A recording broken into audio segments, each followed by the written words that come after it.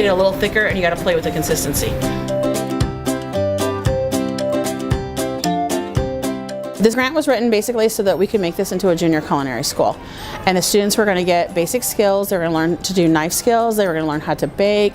They were learning team building. They were also learning how to take a product from the recipe to baking to a production to where they could package it and market it. My goal is to really truly make this, emulate this as much like a junior culinary school as possible.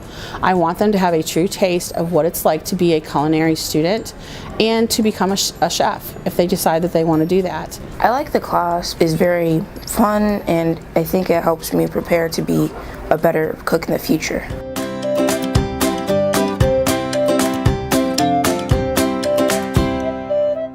Learning how to use these new tools has been a very cooperative experience, and it's just a lot of fun, honestly. Just to see all these different things that we can use and like all the different foods that we'll be able to make using them, and just the possibilities are endless. When you support education, it matters. They can do amazing things if they get the tools to do them.